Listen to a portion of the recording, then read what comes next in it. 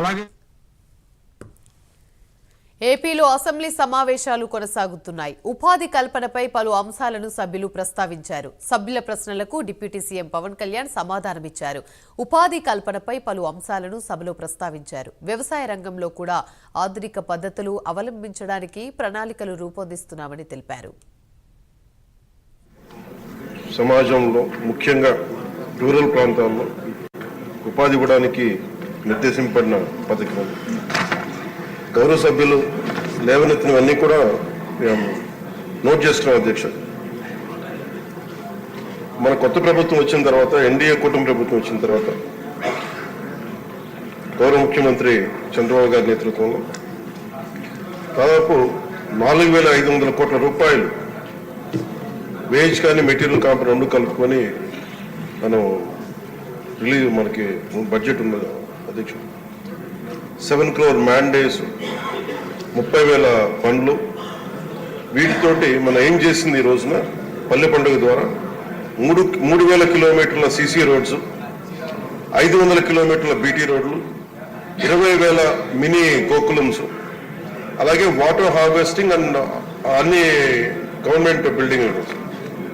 ఇది సంక్రాంతి లోపు ఇవన్నీ చేయాలి అనేది ఒక బలమైన ఉద్దేశంతో ముందుకెళ్తున్నాం అధ్యక్ష.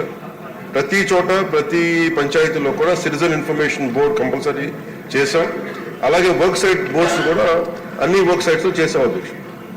ఇప్పుడు గౌరవ సభ్యులందరూ కూడా ఒక్కొక్కరిగా చెప్పి చూస్తే, ముఖ్యంగా మన ఇప్పుడు అనంతపురం నుంచి గౌరవ సభ్యులు చేసింది మౌలిక సదుపాయాలను కల్పిస్తామా అక్కడ పనిచేసే ఉపాధి హామీ కూలీల కంటే, ఖచ్చితంగా అది ఈ యాక్ట్లో ఉంది అధ్యక్ష.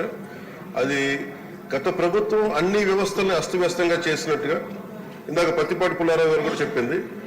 దాదాపు కొన్ని 13,000 కోట్లు దారి మళ్లించారు. చాలా అసలు పని లేకుండా చాలా మందికి పని కల్పించినట్టుగా కల్పించి చాలా అవకతవకలు జరిగినాయి అనేది చాలాసార్లు నేను రివ్యూ చేస్తామంటే బయటకు వచ్చిన అంశాలు అధ్యక్ష. అలాగే వీటిని ఆ దారి మళ్లించిన నిధులు ఏమైపోయినాయి వీటి మీద కూడా ఒక రివ్యూ చేస్తా ఉన్నాం. కానీ చాలా కొంచెం లోతుగా వెళ్లాల్సిన అవసరం ఉంది. అలాగే మౌలిక సదుపాయాలు కల్పిస్తారన్న ప్రశ్నకి మనం ఖచ్చితంగా తెలియజేసాం ఆల్రెడీ. అలాగే ఇంకో కీలకమైన అంశం ఏంటంటే ప్రజాప్రతినిధులను ఇన్వాల్వ్ చేయాలి. దానివల్ల ఇప్పుడు ఉదాహరణకి ఇప్పుడు వాటర్ రేవ్ కానీ, ఈ ఎస్సీ అనాం కానీ, ఎస్సీ అనాం కానీ గురించి చెప్పిన విషయాలు కూడా దృష్టిలో ఉన్నాయి అధ్యక్ష. ఇది ప్రత్యేకించి ఇక్కడ ఈ మత్స్యకార గ్రామాల్లో చాలా సమస్యలకు సంబంధించి ఈ ఎన్సీసీఆర్ వాళ్ళు కొంత అవగాహన లేదు అని తెలియజేశారు అధ్యక్ష. ఖచ్చితంగా ప్రజాప్రతినిధులు ఇన్వాల్వ్ చేస్తే స్థానికంగా ఉన్న సమస్యలు మరింత లోతుగా అధ్యయనం చేసే అవకాశం, ఖచ్చితంగా దాన్ని ఎన్సీసీఆర్ వారి దృష్టికి తీసుకెళ్లి ప్రజాప్రతినిధులను కూడా దాంట్లో ఇన్వాల్వ్ చేయాలి అనే దాన్ని మేము ఖచ్చితంగా దాన్ని ముందుకు తీసుకెళ్తాం అధ్యక్ష. అలాగే వారితో ప్రస్తావించిన ఆయిల్ వెల్స్ తవ్వకం కానీ, లేదంటే ఈ పైప్ లైన్స్ వేయటం, 34 పైప్ లైన్స్ వేయటం వల్ల కింద ప్రవాహం తీరుతెన్నులు మారుతూ ఉన్నాయి. దానివల్ల ఈ చమురు తట్టు కూడా బయటకు వచ్చి కొన్ని సందర్భాల్లో మత్స్య సంపద కూడా నశించిపోతుందన్న దృష్టిని కూడా తీసుకుని, ఇది ఒక సమగ్ర తీర ప్రాంతం, ఒక coastal line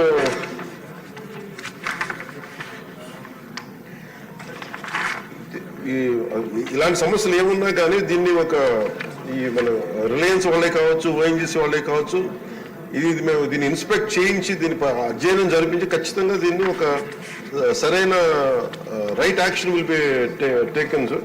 and that is our commitment to that. ఇవి కాకుండా నేను మీకు గౌరవ సభ్యులందరూ కూడా నేను మాటిస్తున్నాను, ఈ రోజున నేను స్వయంగా ఉన్నతాధికారుల బృందంతో నేను ఆయా ఎక్కడైతే సమస్యలు, ముఖ్యంగా శ్రీకాకుళం తీర ప్రాంతంలో సంబంధించి ఎక్కడైతే సముద్రపు కోతకు గురవుతుందో, ఇది నేను అమలాపురం కానీ ఇవన్నీ నేను పర్యటించి ప్రత్యేకించి నేను ఒకసారి నేను కూడా దీంట్లో భాగస్వామ్యం ప్రత్యక్షంగా తీసుకుంటాను మీకు తెలియజేస్తూ, భవిష్యత్తులో మీకు ఇలాంటివి ఏమున్నా సరే we will be very proactive అని తెలియజేసుకోవాలి. We will 100% we will address this issues.